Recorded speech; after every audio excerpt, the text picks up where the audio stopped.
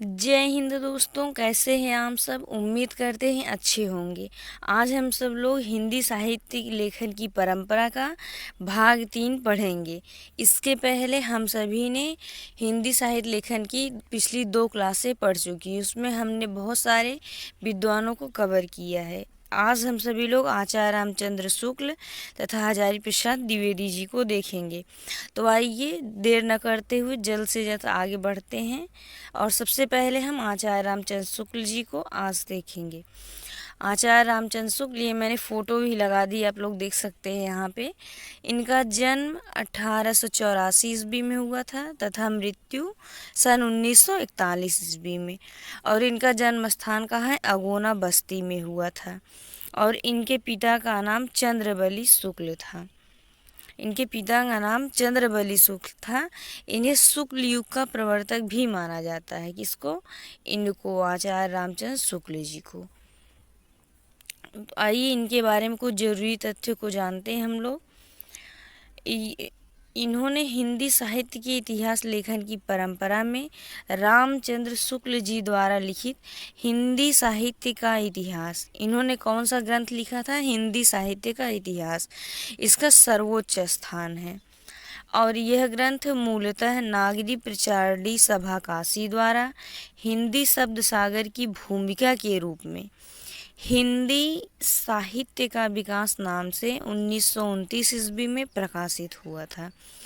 तो सबसे पहले यह ग्रंथ जो है हिंदी शब्द सागर की भूमिका में हिंदी साहित्य का विकास नाम से 1929 ईस्वी में प्रकाशित हुआ था। किसमें? नागरी प्रचारणी सभा में।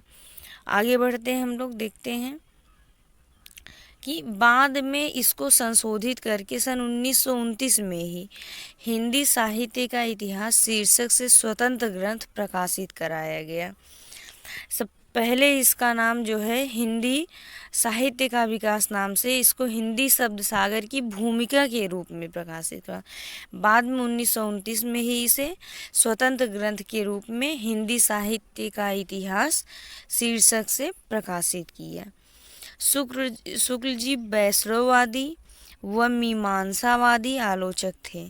आचार्य रामचंद्र शुक्ल वैष्णववादी तथा मीमांसावादी आलोचक थे और हिंदी साहित्य के इतिहास को सर्वप्रथम सुव्यवस्थित व वैज्ञानिक ढंग से लिखने का श्रेय शुक्ल जी को है।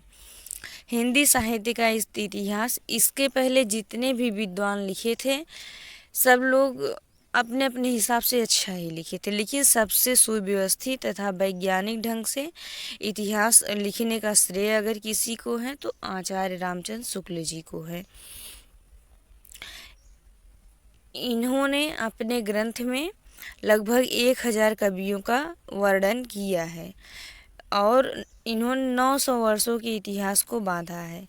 अपने ग्रंथ में इन्होंने 900 वर्षों के इतिहास को लेकर और 1000 कवियों का उल्लेख किया है। इन्होंने 1000 कवियों का विवेचन किए हैं अपने ग्रंथ में। किसमें? हिंदी साहित्य के इतिहास में। यह कब प्रकाशित हुआ? 1929 ईस्वी में। और शुक्ल जी ने शिव सिंह सेंगर, जॉर्ज ग्रियर्सन तथा मिश्र बंधुओं के इतिहास को कविवृत्त संग्रह कहा है।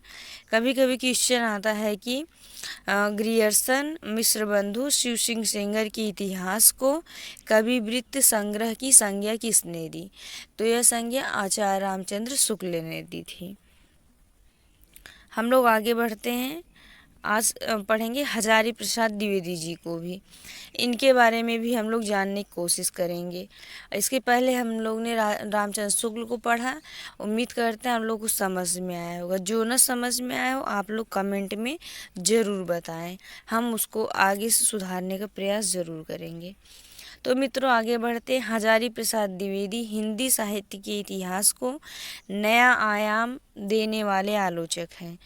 इन्होंने शुक्ल जी की विधेयवादी पद्धति को न अपनाकर, अब ये सबसे बड़ी ध्यान देने वाली चीज़ है कि शुक्ल जी ने विधेयवादी पद्धति को अपनाया था अपने आलोचना ग्रंथ में, और इन्होंने उसको नहीं अपनाकर परंपरावादी पद्धति को अपनाया।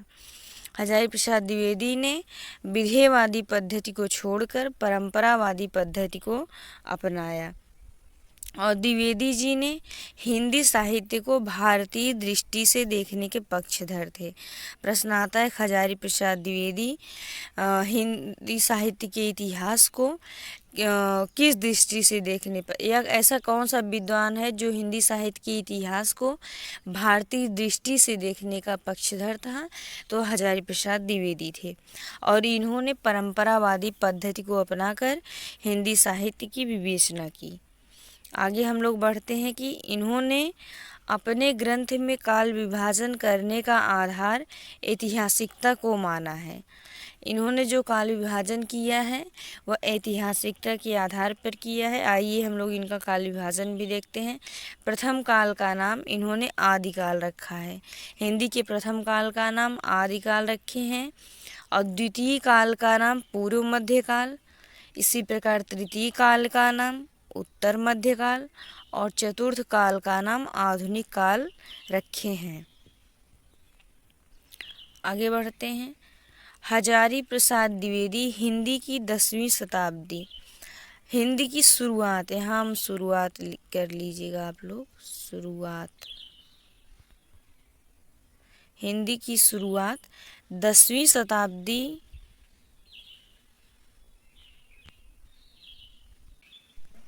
हजारी प्रसाद द्विवेदी हिंदी की शुरुआत 10वीं शताब्दी के बाद से मानते हैं तथा इन्होंने पहला कवि अब्दुल रहमान को माना है। अब्दुल रहमान ने संदेश रासक नामक ग्रंथ को लिखा था तथा इनका समय 11वीं-12वीं शताब्दी माना जाता है।